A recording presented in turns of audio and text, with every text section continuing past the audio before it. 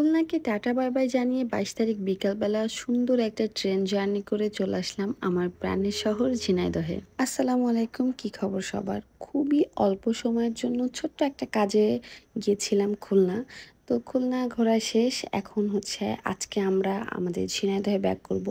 তো আমাদের ট্রেন ছিল বিকাল ৪টায়। তো আমরা খাওয়া দাওয়া করে সবাইকে বিদায় জানিয়ে এই যে বাসা থেকে বের হয়ে পড়েছি। আর আজকে খুলনাতে অনেক বৃষ্টি হচ্ছে সকাল থেকেই। প্রথম যেদিন খুলনাতে এসেছিলাম সেদিনও অনেক বৃষ্টি ছিল, একদম বৃষ্টিতে ভিজে ভিজে বাসায় গিয়েছিলাম। আর আজকেও বৃষ্টির কারণে বেরই হতে পারছিলাম না। অনেকক্ষণ ধরে ওয়েট করার পর প্রায় 3:30 বেজে গেছে আমাদের বাসা থেকে বের হতে। তো রাস্তাঘাট বৃষ্টির কারণে একটু ফাঁকা ছিল, যার কারণে আমরা খুব দ্রুতই একদম স্টেশনে চলে আসছি। আর এই যে খুলনা স্টেশন, খুলনা স্টেশনটা বেশ অনেক বড়। সময় স্বল্পতার কারণে আসলে একটু ঘুরে ফিরে দেখতে পারিনি, বাট যতটুকু চোখে পড়ছে বেশ ভালোই সুন্দর। আর এই যে এটা হচ্ছে স্টেশনের ভেতরের সাইডটা। তো স্টেশনের ভেতরেও বেশ অনেক সুন্দর ছিল। আর আজকে খুব বেশি একটা ভিড় ছিল না, বেশ ফাঁকা ফাঁকাই ছিল সবকিছু। তো স্টেশনটা আমার কাছে বেশ ভালো লেগেছে। আমাদের আসতে যেহেতু একটু লেট হয়ে গেছে, তো আমাদের মানে খুব বেশি একটা টাইম ছিল না, ৫-১০ মিনিট মতো টাইম ছিল। তো আমরা একটু তাড়াতাড়ি হেঁটে যাচ্ছিলাম ট্রেনের কাছে, যে আবার সিট দেখে বসতে হবে। এর আগে আমি ১-২ বার ট্রেন জার্নি করেছি, আমার খুব বেশি একটা ট্রেন জার্নি করা হয়নি।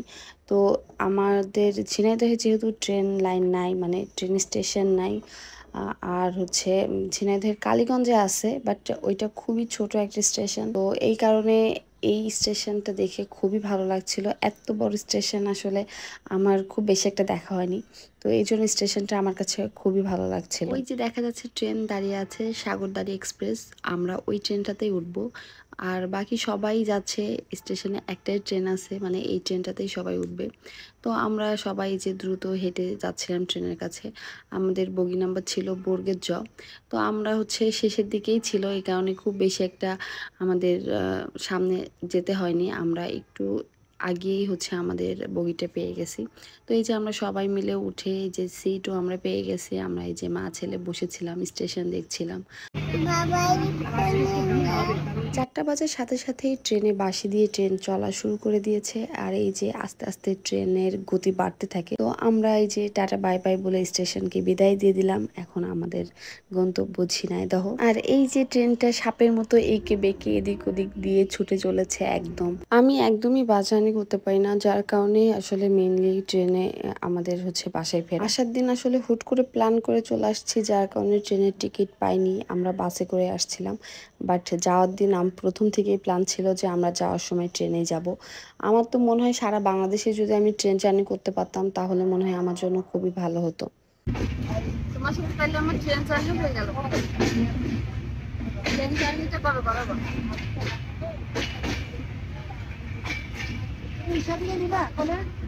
সাইফিনের বাবার সাথে এটাই আমার ফার্স্ট ট্রেন জার্নি। এর আগে হচ্ছে আমি যতবার ট্রেনে উঠছি একা একা উঠছি, মানে বিয়ের আগে।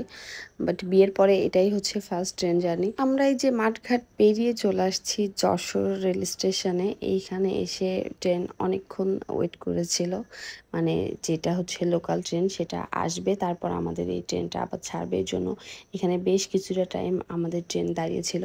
তো দেখি এই কাকুটা এই খেলনাটা বিক্রি করছে, এটা খুবই সুন্দর দেখতে, কিউট ছিল। মানে এটা এদিক ওদিক ঘোরালেই হচ্ছে হাত পা নাড়তে থাকে, বেশ সুন্দর লাগছিল দেখতে। তারপরে যে আমাদের ট্রেনটা ছেড়ে দিয়েছে। আর যশোর স্টেশন থেকে মোবারকগঞ্জ স্টেশন আসতে মানে ৫-৬ মিনিট টাইম লাগছে, মানে এত দ্রুত ট্রেনটা চলে আসছে এখানে।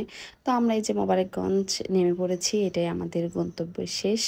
তো এখানে নেমে আমরা এখন এই যে ট্রেনটাকে বাই বাই বলে দিচ্ছিলাম, ট্রেন আবার চলে যাচ্ছে। তো আমার ছেলে যে দাঁড়িয়ে দাঁড়িয়ে দেখছিল কত বড় ট্রেন, ও আসলে তাড়াহুড়ো করে ট্রেনে উঠছে, এই জন্য ট্রেনটা দেখতেই পারিনি যে কত বড়। তো আমরা সবাই মিলে দাঁড়িয়ে দাঁড়িয়ে ট্রেনটাকে একটু বিদায় দিয়ে দিচ্ছিলাম। ট্রেন জার্নি শেষ হলেও এখনো আমাদের বাসা বেশ অনেকটা দূর। তো আমাদের বাসায় যেতে হলে এখন আমাদের অটো, বাস বা সিএনজিতে করে যেতে হবে। তো আমরা এখন আছি কালীগঞ্জে, কালীগঞ্জ থেকে ঝিনাইদহে যাব। তো আমরা ট্রেনকে বিদায় জানিয়ে এই যে এখন আমরা স্টেশন থেকে বের হব। তো রকি এইভাবে ব্যাগ নেওয়া দেখে এত হাসি পাচ্ছিল আমার, আমি ওকে কুলি কুলি বলে খেপাচ্ছিলাম। তো ব্যাগটার ওজনটা আসলে অনেক বেশি ছিল। ঝিনাইদহ, কালীগঞ্জ সব জায়গা রাতে অনেক বৃষ্টি হয়েছে, স্টেশনও ভেজা ছিল। এই জন্য ও ওইভাবে নিয়েই স্টেশন থেকে কোনো রকম বের হয়েছে। তারপরে এই যে স্টেশন থেকে বের হয়ে আমরা একটা অটো নিয়ে নিয়েছি পুরা রিজার্ভ। আমরা এখন ঝিনাইদহে যাচ্ছি আমাদের বাসার উদ্দেশ্যে। তো এই ছিল আমার খুলনা ট্রিপের লাস্ট ভিডিও। তো ভিডিওগুলো কেমন লেগেছে সবাই অবশ্যই কমেন্ট করে জানাবেন। আর নতুন নতুন ভিডিও দেখতে হলে অবশ্যই আমার পেজের সাথে থাকতে হবে, তার জন্য আমার পেজে একটা ফলো দিয়ে দিবেন। আর ভিডিওটা ভালো লাগলে অবশ্যই লাইক কমেন্ট শেয়ার করে দিবেন। ভালো থাকবেন সবাই, আল্লাহ হাফেজ।